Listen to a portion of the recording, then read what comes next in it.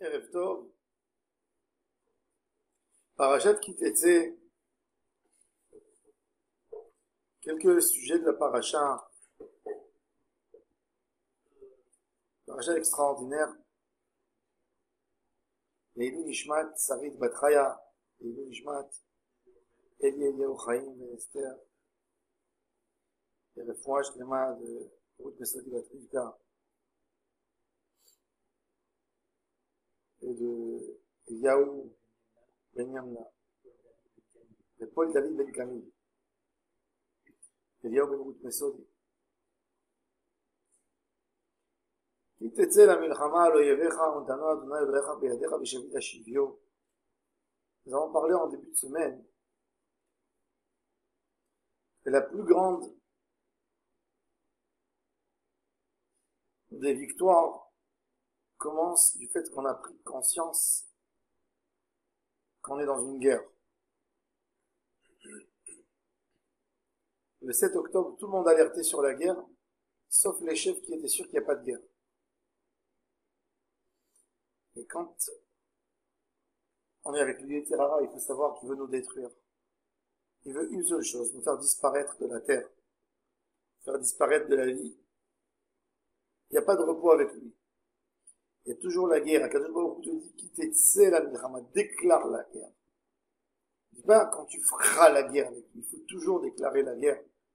Comme que l'Agmara nous dit dans le traité d'Erachot, le Olam Yargiz Adam Yetzer Tov, Al Yetzer Hara.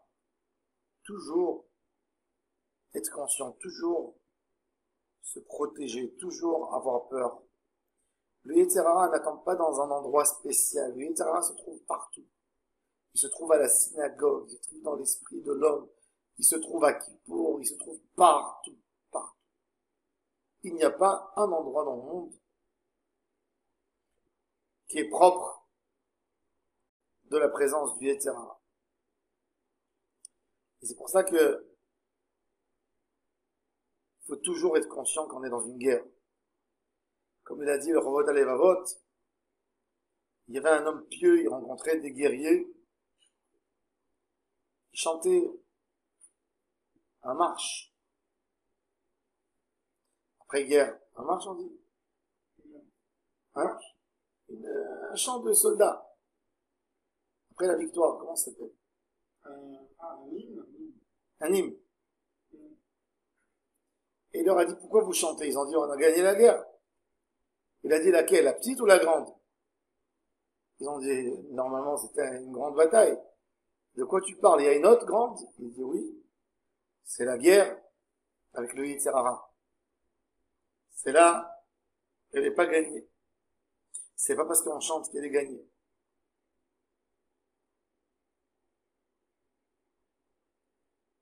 L'homme, dans le pshat de la Torah, il sort en bataille, il trouve une femme, et elle le supplie de ne pas la tuer et de l'épouser. Finalement, il apprend. Il croit qu'il a réglé le problème. Et voici dans la Torah, on trouve, quand un homme est marié avec deux femmes, à qui appartient l'aîné, puisque les deux ont eu des enfants, des aînés, sont sortis les premiers.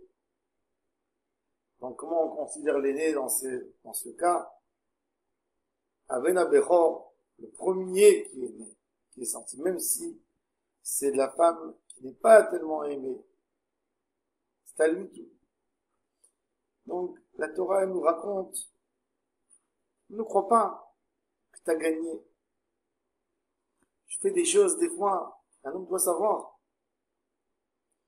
Cette femme Yefat Toar,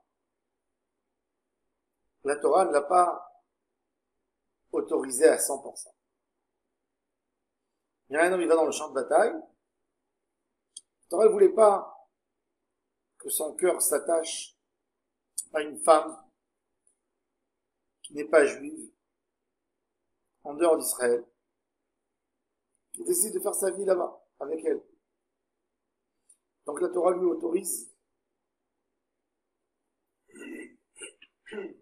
Être avec elle à condition qu'il amène et qu'il la convertit. Et ça s'appelle Eshet Yefat Torah.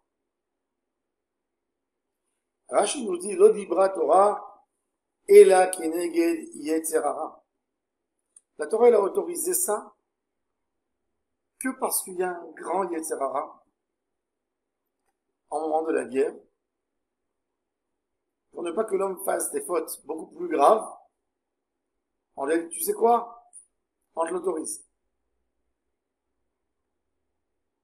Mais il faut savoir que du fait que la Torah nous autorise, ça ne veut pas dire qu'il n'y a pas de dégâts.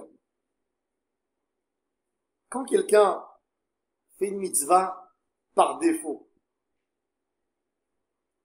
c'est-à-dire il dit, il fait le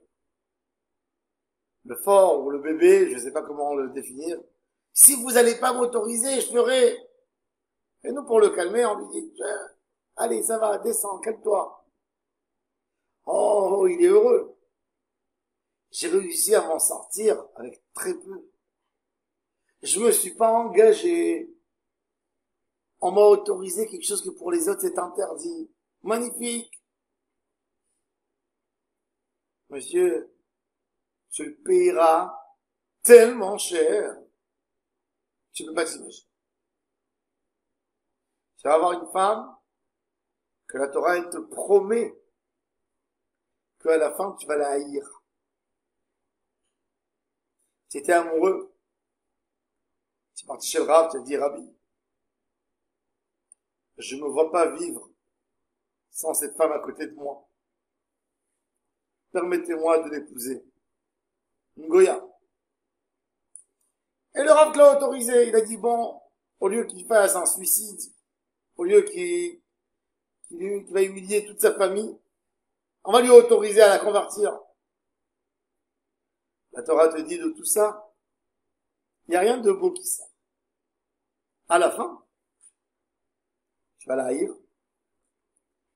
Elle va te mettre la zizanie dans ta maison.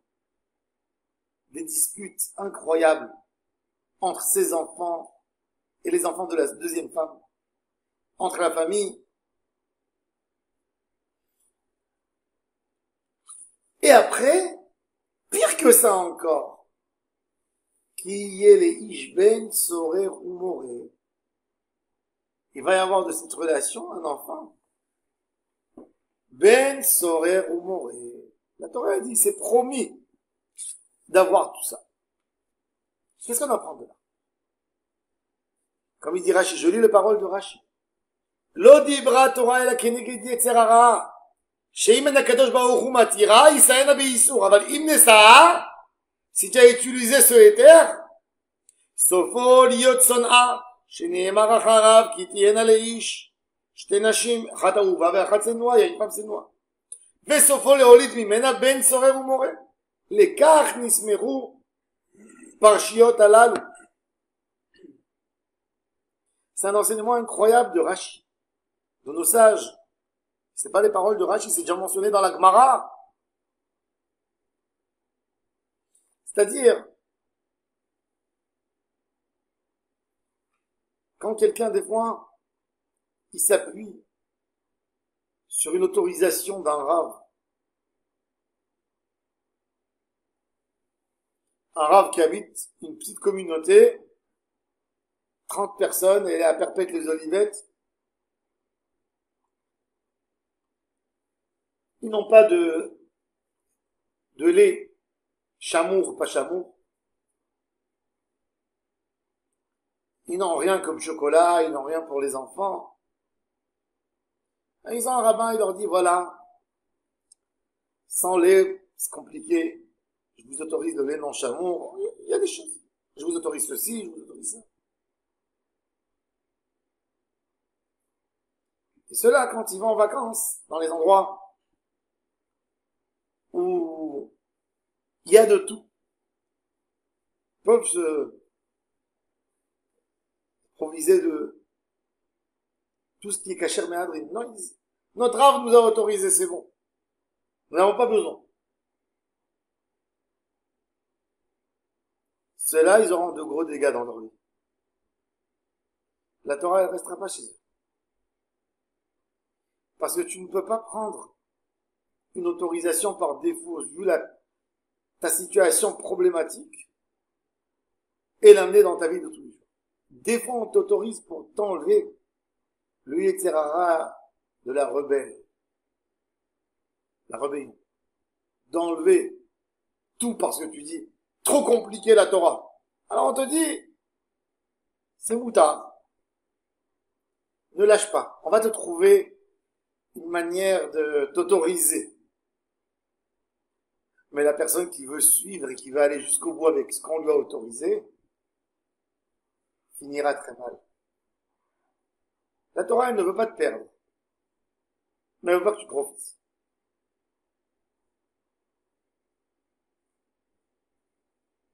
Ça me rappelle une histoire, le Magui de Douvna raconte qu'il y avait un roi qui avait un grand musicien. Un musicien hors pair. Hors pair. Et ce musicien, du moment où il voyait le roi, lui disait, sans toi, je peux pas commencer ma journée. Donc il se permettait. Il volait à droite, à gauche. Chaque fois qu'on venait se plaindre chez le roi, le mettre en prison, de le punir, le roi disait, mais si je le punis, je tombe en déprime. Moi, j'ai besoin de sa musique. Je peux pas sans lui. Je peux pas.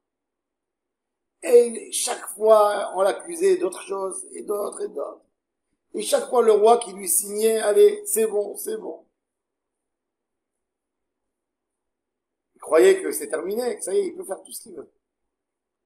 Un jour, il a eu un accident. Il était violoniste. Et il a perdu la main droite, il ne pouvait plus attraper l'arche. L'archer. Le roi, il a dit le même jour, pendez-le! C'est comme ça. Des fois, il y a des gens, Hachem, il dit, j'ai pas envie de te perdre. Allez, vas-y. Okay. Fais. Mais un jour, quand il va manquer la raison, tout tombera dessus. C'est très dangereux. C'est très dangereux de chercher toute sa vie que ce qu'on t'autorise pour ne pas que tu fasses d'autres choses.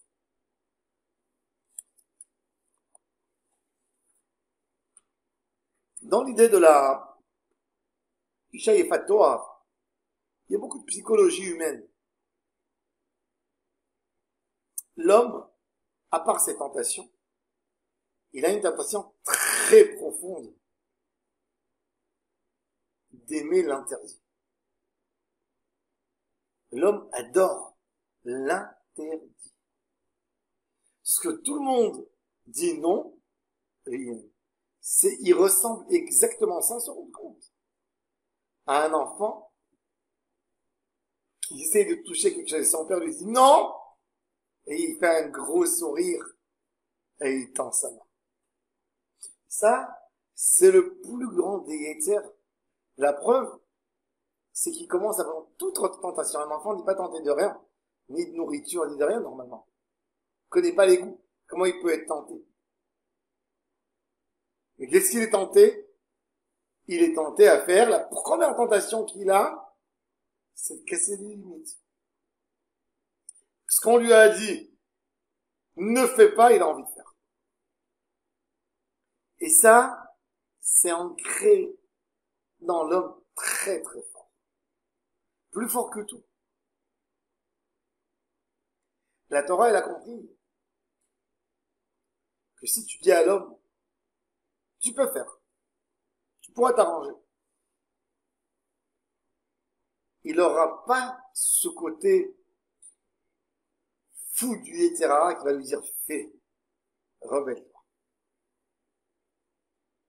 Alors la Torah lui a dit, tu sais quoi, marie-toi avec elle.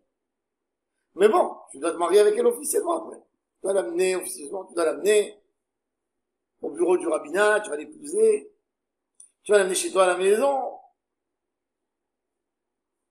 95% des gens avec cette phrase dite, ils n'ont même plus l'envie. Parce que c'est l'interdit de vouloir, c'est l'interdit qui leur a donné cette envie de vouloir goûter quelque chose qui est différent.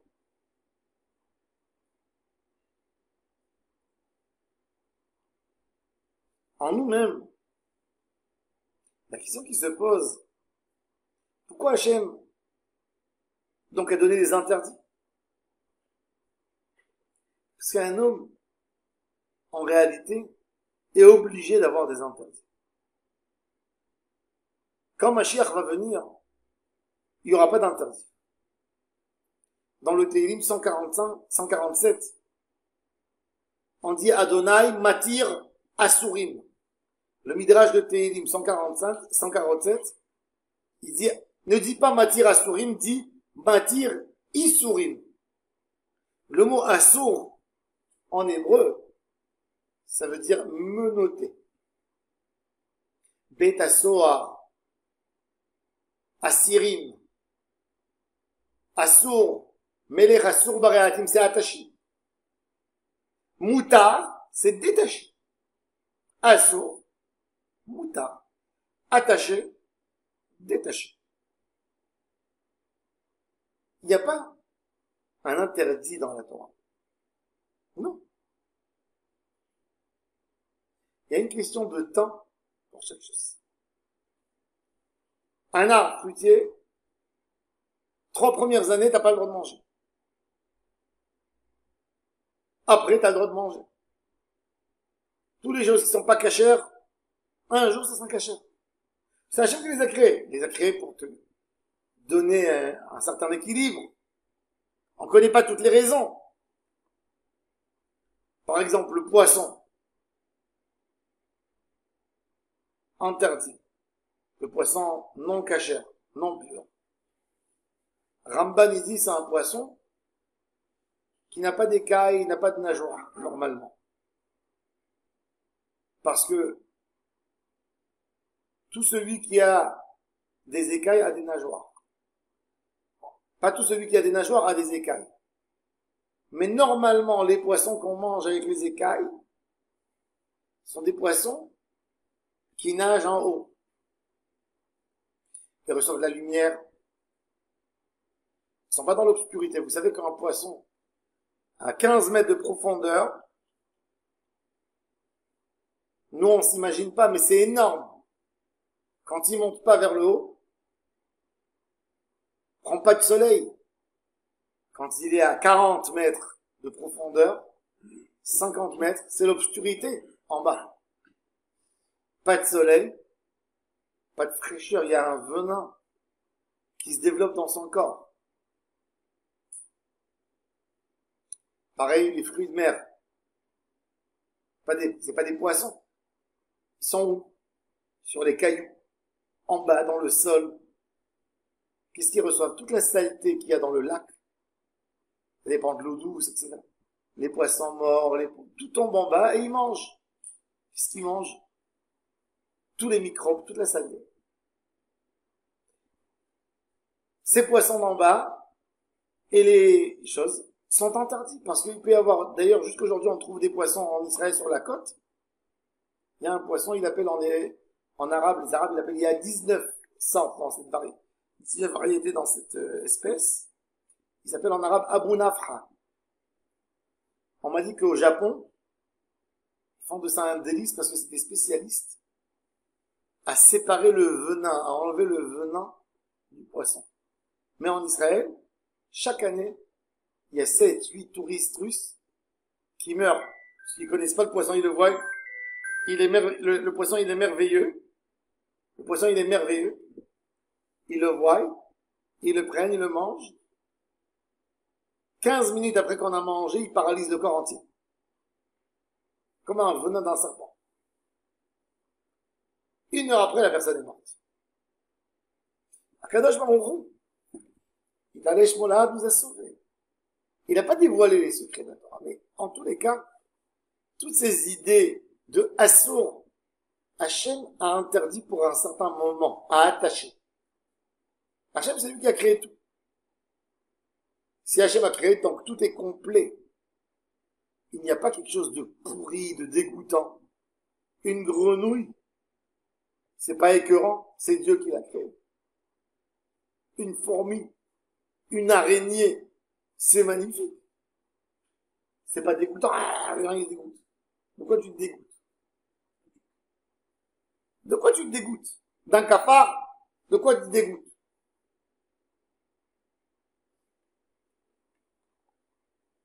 Bon, un cafard, il traîne dans les égouts, alors c'est peut-être ça qui dégoûte. Tout a été fait par Hachem. Il n'y a rien de dégoûtant dans la création d'Hachem. Il y a des interdits. Les interdits, c'est assaut. Mais en réalité, tout est moutard. À un moment, tout est moutard. Quand Mashiach va venir, ça sera moutard. Tu n'auras plus besoin de faire ça et ça, parce qu'il n'y aura plus de maladies dans le monde. Il n'y aura plus des choses qui vont se propager. Par exemple, il y a des qui disent que le corona est venu à cause des chauves-souris. En Chine. Je ne sais pas si c'est vrai, c'est pas vrai, on ne sait pas. Mais en tous les cas, la chauve-souris, c'est de la volaille interdite. Elle est mentionnée dans Parashat Shmini. Ve'edarat Aleph. Il y a de quoi manger. Eux, les goïms qui mangent la chauve-souris, ben voilà, ils ont amené des choses incroyables, des choses terribles. Parce que les chauves-souris vont dans des grottes où il y a des microbes qui ne sont pas connus, qui n'ont pas été traités par l'homme. Et c'est terrible. Donc, nous, on ne sait pas, Hachem nous a interdit beaucoup de choses pour nous sauver, pour nous garder, pour nous préserver, mais il nous a pas tout dévoilé. Hachem ne nous a pas tout dévoilé. Et il faut avoir une émouna. Mais quand il y a des moments que Hachem te dit, tu sais quoi, je t'autorise. Maintenant, qu'est-ce que ça vaut? Oh, quand c'est autorisé, ça vaut plus rien du tout. Regardez l'homme. Il a amené cette femme chez lui à la maison. Quand elle est venue chez lui, elle a fait le deuil de ses parents. Et là, il est dégoûté d'elle. Il voyait une femme gaie, tout d'un coup, il voit une femme qui pleure, jour et nuit. Il veut plus d'elle. Et ça, c'est le modèle du Yetzer Hara. Un monde d'imagination. Du fait que je te dis, assourd, tu veux. Moutard, tu t'intéresses même pas. Cette finesse, Akadosh Baruch Hu, vous la connaissez. Donc dans certaines choses, il a dit, fais, comme ça tu ne feras pas.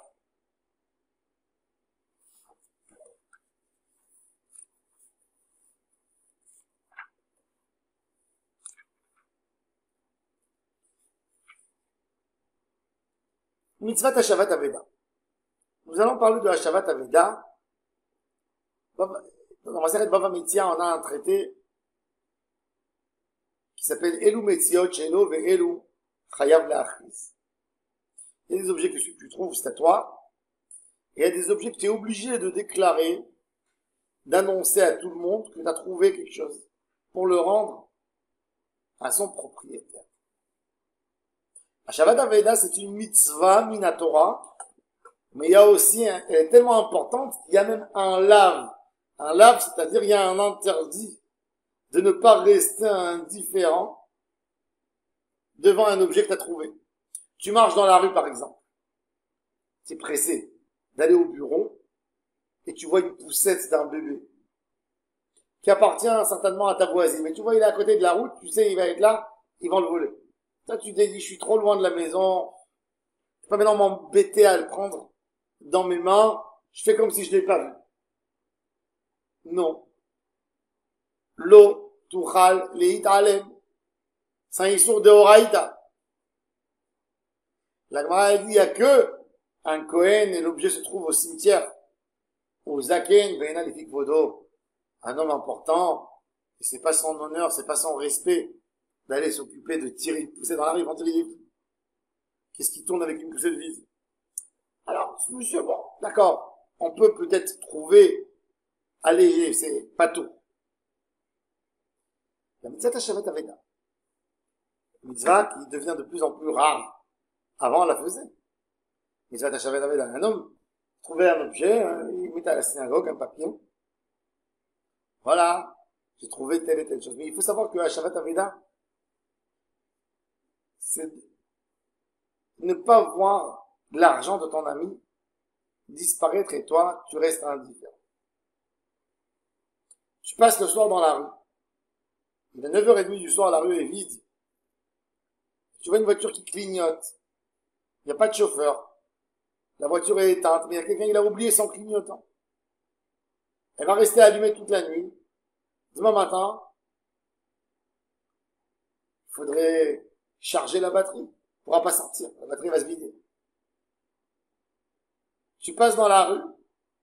Tu vois un tuyau qui arrose, qui a explosé. La rue est pleine d'eau. Les litres, des milliers de litres qui vont se verser. Pour rien. Faut appeler le moquette. Tu vois ton voisin, son jardin, il est en train de couler de l'eau. Va le réveiller. Hashavat Aveda Deoraita.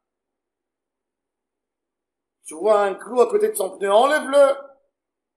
Tout ça, c'est rentre dans le cadre de Hashavat Aveda.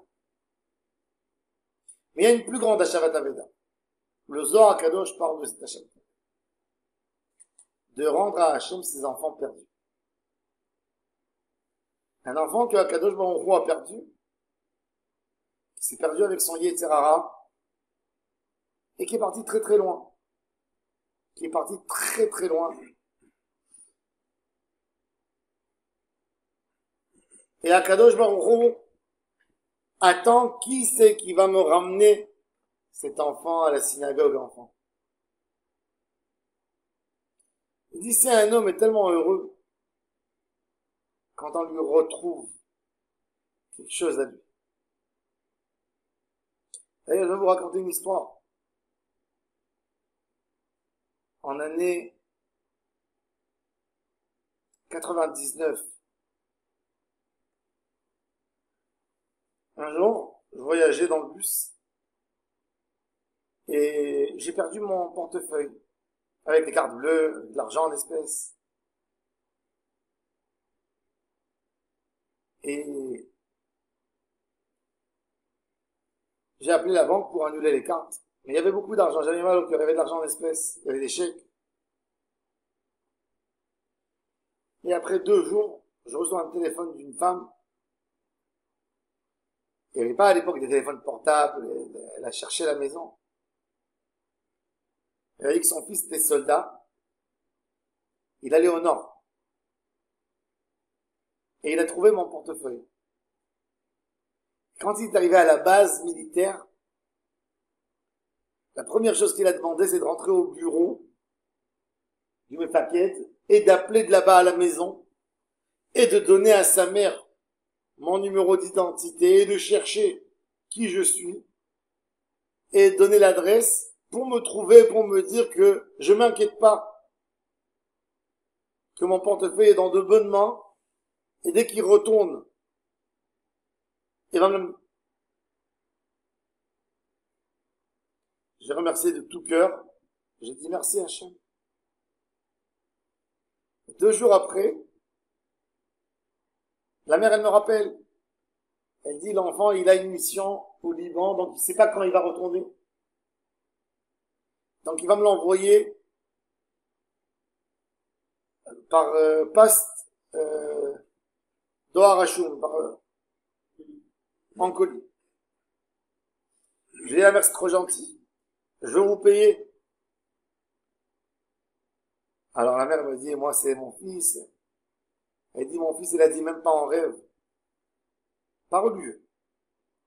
Il dit, maman, pour une fois que Dieu m'a envoyé quelque chose d'incroyable comme ça, de rendre à quelqu'un un père de famille,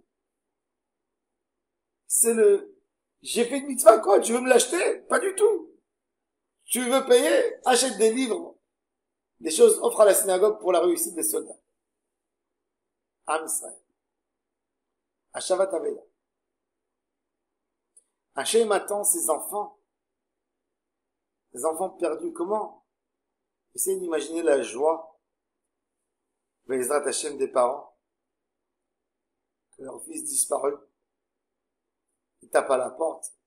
Et la mère qui ouvre la porte et son fils qui lui tombe dans les bras. Après des mois et des mois emprisonné à Gaza. Et Akadosh Baruch Hu, le Zohar, il dit, il sent pareil avec un enfant juif, à lui, un enfant qui s'est perdu pas un mois, pas 2 mois, pas un an, pas 2 ans, des années, dans la Touma, dans les Avérotes. Et enfin, il vient à la synagogue, fait tchouva, il commence à faire Shabbat.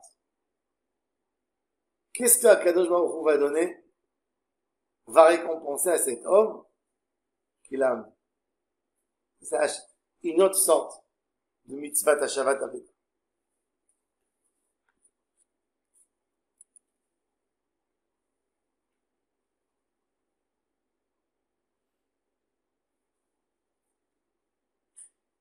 Une autre halakha.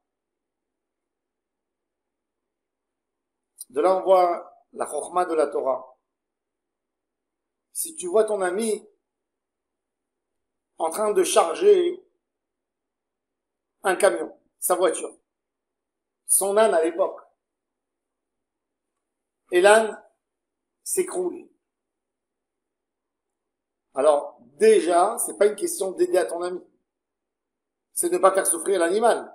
Il a un surpoids sur lui.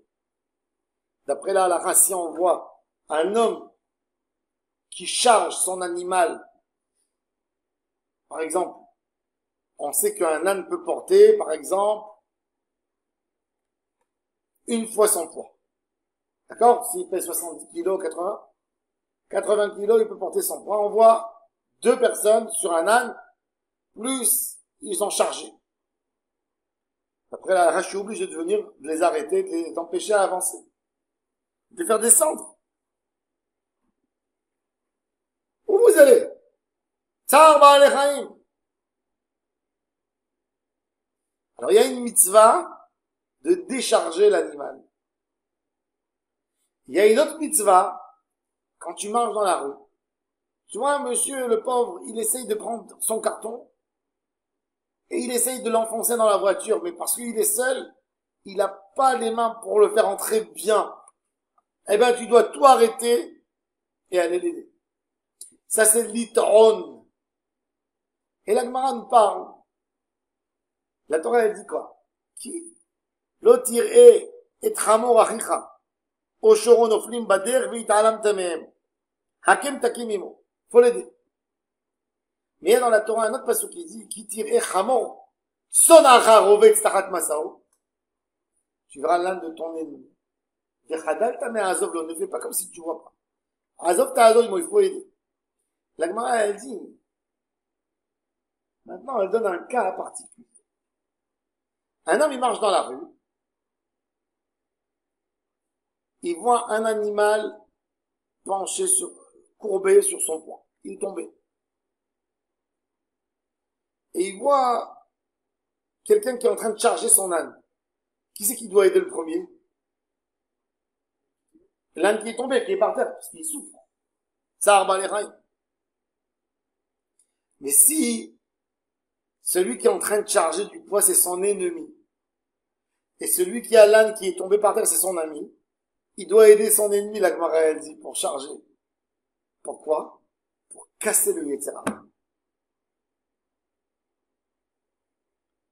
Combien de fois le Yetzer Hara te dit, ignore, fais comme si t'as rien vu. Et non. Je dois abandonner les midot raot.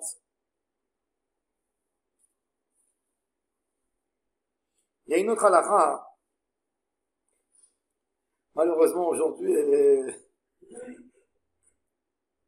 un homme n'a pas le droit de mettre un habit de femme, se comporter comme une femme. Et une femme n'a pas le droit de se comporter comme un homme. C'est-à-dire, d'après la halakha, une femme, par exemple, elle est en train de nettoyer la maison, d'accord? Elle est en train de nettoyer la maison, elle a envie un t-shirt ou une chemise large. Qu'est-ce qu'elle fait? Elle prend la chemise de son mari. Assour. Le ilbash. Quand c'est à la maison encore, personne qui la voit. Mais dehors, de sortir. Assour. לא יהיה כלי גבר על אישה, ולא ילבש גבר שמלת אישה. Le Targum dit sur Yaël qui a tué Sisra. Il y a le passage qui dit comment Yaël elle a tué Sisra. Elle a pris de la tente, ce qui attrape la tente, comment ça s'appelle le piquet. Elle a donné un coup sur sa tête, elle a achevé avec. Sisra. Pourquoi elle a fait ça? Il avait une épée. Il dormait. Il pouvait lui enlever la tête avec son épée. Pourquoi elle avait besoin de lui briser la tête avec le piquet? Il dit le Targum, parce qu'une arme, c'est un habit d'un homme. C'est un ustensile d'homme. Donc elle ne pouvait pas. Il faut faire très attention aujourd'hui avec les chaussures qui ressemblent, avec certains habits, des manières. Pas mettre. Les femmes, elles n'ont pas le droit de mettre des parfums d'homme, de mettre des jeans d'homme. C'est le ilvash. Et vadaï les hommes aujourd'hui de s'approprier des caractères féminins chez Mishmor. C'est un lave de la Torah. C'est pour éviter justement toutes les horreurs qu'on voit. C'est ça les horreurs. Et la Torah, elle dit, elle sait que ça peut arriver à prendre des ampleurs terribles. Donc elle a averti, même sur les choses qui amènent ça.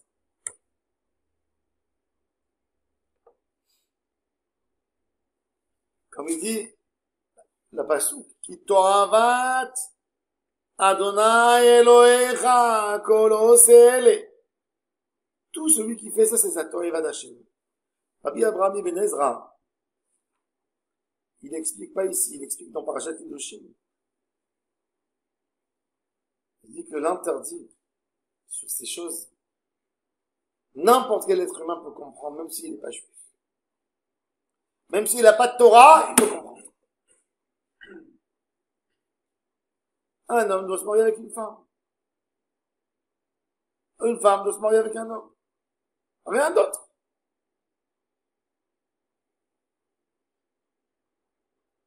Et maintenant, on va parler de la mitzvah de Shiloh Haken. Shiloh Haken est une mitzvah rare. Qui de vous a eu le mérite de faire Shiloh Haken? Qui c'est qui a eu le mérite? Entièrement, tu l'as fait? Tu as attrapé la maman dans les mains? Tu l'as fait sortir du nid avec tes mains? Bravo. Non.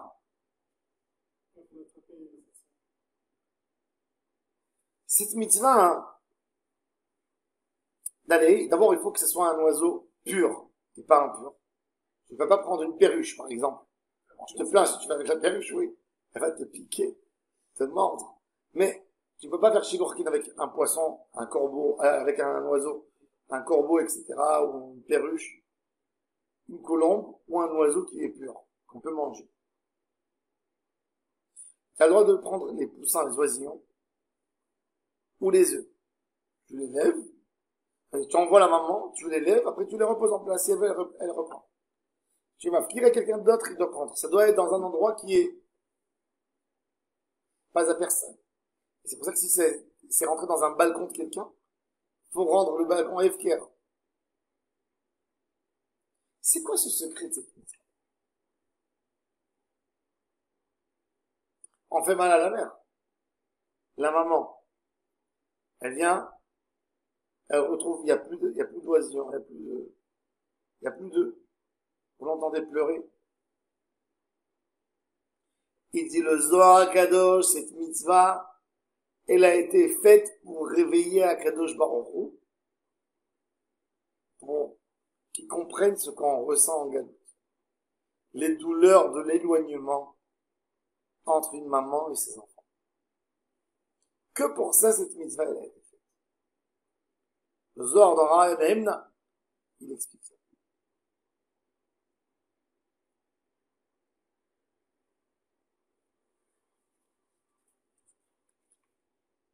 Ça, c'est une mitzvot qui n'a aucune raison. La Gemara, elle dit qu'il y avait des gens qui cherchaient le raisonnement. Il dit, ah, c'est que Hachem, il a pitié. Ça veut dire, il te dit, ne tue pas les petits, ne consomme pas les œufs devant la maman. En voilà. Alors la Gemara, elle dit que Omer al-Kamti, pour Yagiou Rachamecha, Mishnah, elle dit, dans ma série de brachot, Meshatkin, on le fait taire. Pourquoi? Parce que, Rosé midotav chez la Kadosh Baruch Rachamim veinam et la Gezerot. Même nous, on comprend pas c'est quoi les Rachamim. Si Hachem aimait les animaux, il t'aurait interdit de les manger.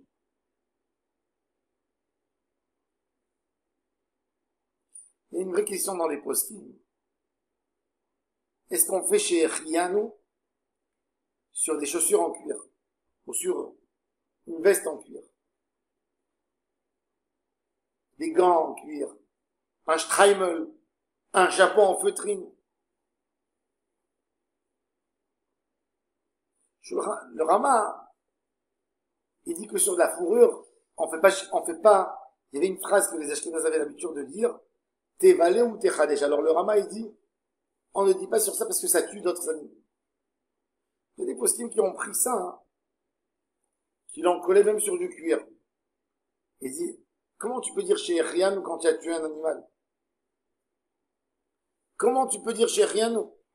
Ok, Dieu t'a donné, t'as le droit d'utiliser l'animal. Mais ça ne manque pas que lui, il a été exploité, il a souffert. Il faut savoir que même d'après la halakha, il faut faire attention, on n'a pas le droit de tuer pour rien. T'as pas le droit d'égorger, de dire, tu sais quoi, peut-être j'aurais besoin de la viande encore. Tu tues. La Gemara a dit qu'un Maharet, il n'a pas le droit de manger de la viande. Parce que la Gemara a dit dans le traité Sachim, qui a dit que toi tu es mieux que l'animal que... On l'a tué, le pauvre, pourquoi? Pour habiller un autre animal. Pourquoi? Pourquoi on lui a enlevé la peau? Pour mettre une fourrure sur une tête de quelqu'un, que dans sa tête il a des pensées beaucoup plus graves que l'animal.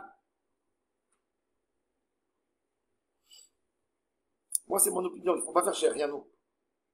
Sur les habits en cuir. Tout ce qui fait souffrir, qui a tué un animal, il ne faut pas toucher. La laine, c'est quelque chose qu'on peut tondre. Pas obligé de. Mais tout ce qui est issu d'une mort d'un animal, il ne faut pas faire chercher. Il y a quelque chose qui est mort. Les midot d'Akadosh Baruch Hu, c'est des midot, c'est des xérot, on ne sait pas. Veinam et la gezerot. Et nous on fait, pourquoi Akadosh Baruch Hu, il a dit de faire? Le Zohar, il dit pour se réveiller à lui-même. Quand Hachem, il entend la colombe qui pleure, il dit, moi j'entends pas mes enfants. On les a pris.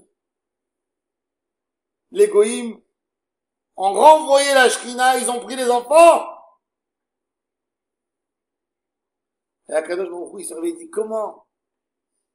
Je pense que celui qui peut faire aujourd'hui, cette mitzvah, cette semaine, s'il y a quelqu'un qui est capable de trouver, s'il y a quelqu'un qui nous entend dans le shiur, il peut accomplir cette mitzvah de Shilou en Haken, s'il peut la dédier aux soldats kidnappés, aux juifs kidnappés, grâce à cette mitzvah, qu'un jour on aurait pitié d'eux, il va les faire sortir de là.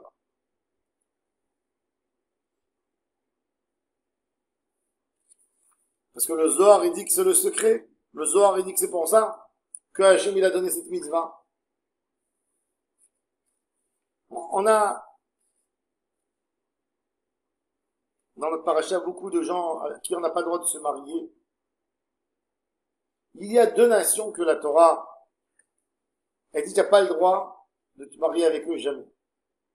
Ammon et Moab. Ammon et Moab sont les deux filles de Lot qui ont enfanté de leur père. Ça veut dire, le père était le grand-père. Le grand-père était le père, si vous voulez.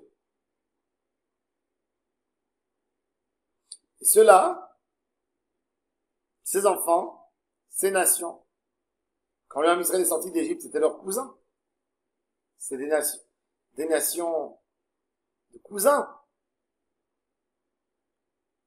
Comme les musulmans, quand ils me voient au Maroc, ils me disent Ben Ammi, le fils de mon oncle. Toujours, quand ils voient les juifs, quand ils sont sympas, ils disent Ben Ammi, le fils de mon oncle, mon cousin. Cousin. La Torah elle dit, tu n'accompagnes pas quelqu'un avec du pain et de l'eau, il y a quelqu'un qui passe à côté de chez toi. Il a soif, il a faim. Sans pas lui donner du pain et de l'eau. De là, on voit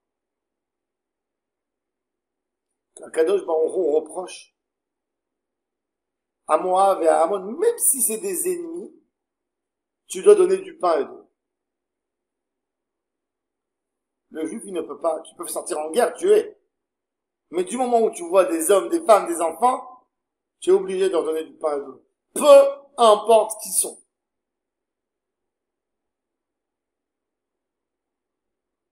Le Baruch nous a enseigné cette halakha à propos de Ishmaël. Pourquoi je dis ça? Parce que faut pas laisser la haine nous troubler. C'est vrai. Ils nous ont fait un mal fou le 7 octobre. J'entends des voix qui disent qu'il faut que tout le monde meure.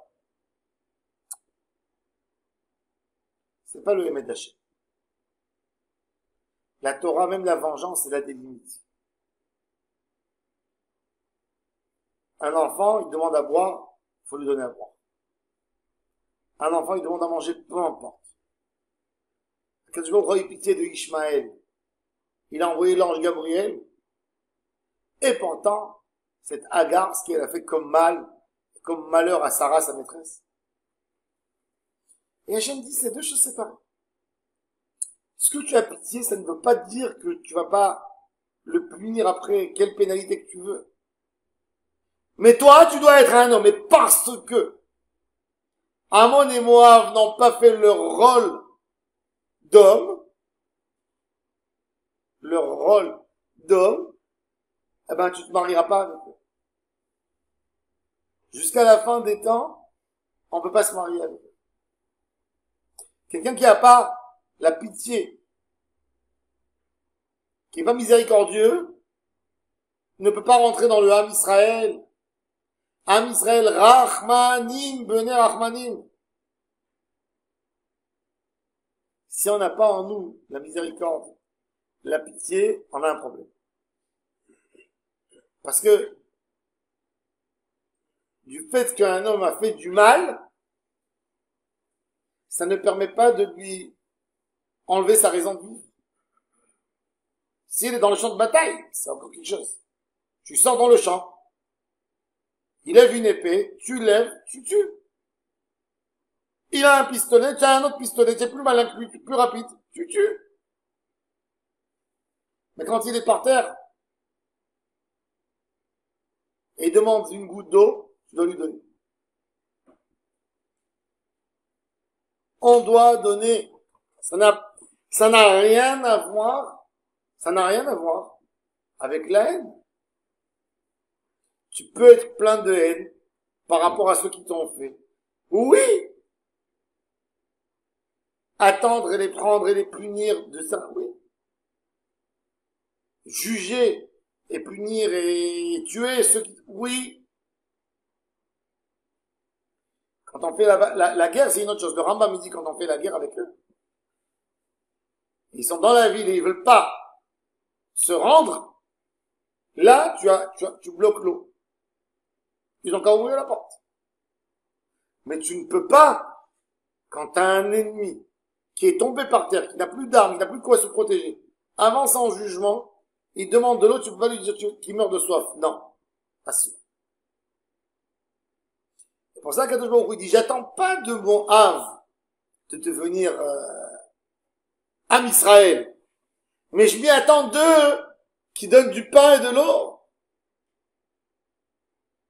Et d'ailleurs, les femmes ne sont pas dans l'interdit. Parce qu'une femme, ça ne se fait pas qu'une femme propose à un homme qu'elle connaît pas du pain, de l'eau, de rentrer à la maison. Non. Alors les hommes de Hamon et Moab ne peuvent pas épouser des Israélites. La Torah nous dit que quand quelqu'un il a un mauvais caractère, ça se transmet aux enfants. On voit ça. Pourquoi la Torah, elle interdirait 3000 ans après à un Monite et à un Moabite? Combien de temps est passé? Eh ben, on voit que malheureux, quand quelqu'un il a la Torah, il est dans l'âme Israël, il s'est converti, même s'il a eu un père méchant, il oublie du mal de son père, il change d'ADN. Mais quand quelqu'un il est goy, sans Torah, il prend le caractère du père. Tous les défauts du père. La Torah dit c'est un doute. Faut pas les approcher. Et la Torah elle a dit Lot hidrosh shlomam vetovatam kol hayamim. Ne les salue pas. Les rois d'Israël n'ont pas écouté ce décret d'Hachem.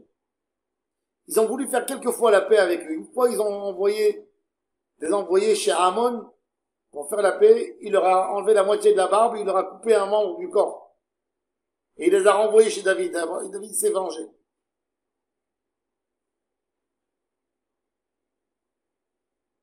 Quand les Babyloniens ont détruit Beth Amikdash, les Babyloniens avaient très peur de toucher l'endroit où se trouve l'arche, de prendre la menorah. Ils avaient peur que s'ils allaient rentrer, ils allaient mourir. Vous savez qui c'est qui est rentré? Qu'est-ce qu'il nous dit Jérémie, le prophète? Qui c'est qui est rentré? Les ennemis Asher Tzivita Lo Yavou Bakahalach, qui n'ont pas le droit de leur ubiquer à la chaîne. Ceux-là, ils sont rentrés. Ils ont dit aux Babyloniens, n'ayez pas peur de leur Dieu. Nous, on va brûler, on va mettre le feu.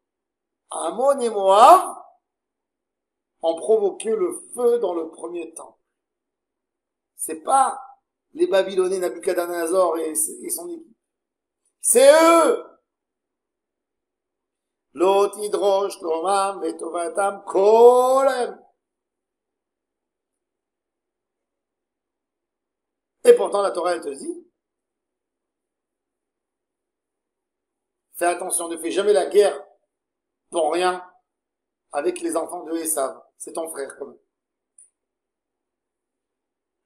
Ne fais pas du mal aux Égyptiens parce que tu as habité un moment dans leur pays.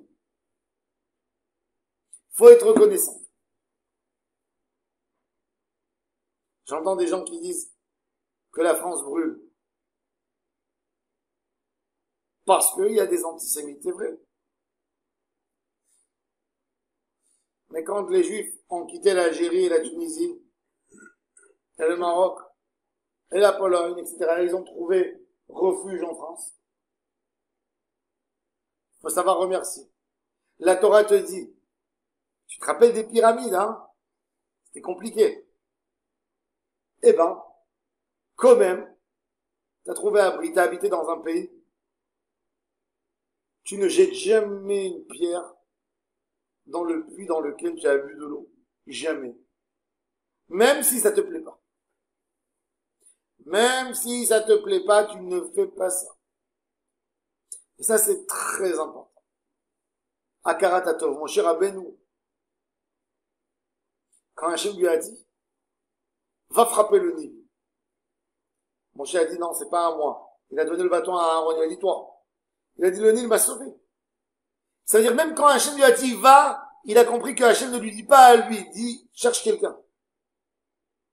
Il a dit, frappe la terre pour faire sortir les poux. Il a dit non. La terre, elle m'a aidé à enterrer l'Égyptien et à cacher ce que j'ai fait. Midian, il voulait pas faire la guerre, Moshe. Quand Hachem lui dit à Moshe, prendre la vengeance d'Israël avec Midian, il dit non. Midian en fait énormément de mal à mon peuple, c'est le leader. Mais quand je me suis sauvé d'Égypte, où j'ai trouvé abri, à Midian, eh ben non. Akarat Atov, c'est la base du judaïsme. Rendre du bien à celui qui t'a fait du bien. On est redevable, il n'y a rien à faire. On est redevable à certaines nations qui nous ont aidés. Même si aujourd'hui, ils ne disent pas tout à fait ce qu'on aimerait entendre d'eux, ce n'est pas une raison de les haïr. C'est une raison d'être en colère, oui. D'accord. Pas haïr. Pas faire du mal. Quelqu'un qui t'a fait du bien, rappelle-toi. Nous, le Ham Israël, notre grandeur, c'est qu'on se rappelle le bien qu'on nous a fait. Même après 2000. Quand Ham Israël est rentré en Israël, ils ont reçu l'ordre de Moshe d'accorder aux enfants de Yitro, parce qu'il est venu les voir dans le désert, eh ben, de leur donner à ses enfants une partie à côté de Jéricho. Parce que Ham Israël, toutes ces valeurs, c'est la Karatato. Toutes ces valeurs, c'est donner, c'est faire du bien. Même si tu vas dire qu'on est fou, c'est vrai, on est fou. Mais on est Rahman, il n'y a rien à faire. C'est pour ça que Hachem nous aime. Parce que nous, on doit transmettre ces valeurs. Quoi, nous, on va devenir comme les goïms, non. On va empêcher on va tuer des gens qui ont levé les mains. Quand un enfant assoiffé, il nous demande un verre d'eau, on va dire, on devient comme les goïs qui meurent. Non! On est juifs. C'est autre chose. Notre référence, c'est pas la Russie. Notre référence, c'est pas la Corée du Nord. Notre référence, c'est pas l'Iran.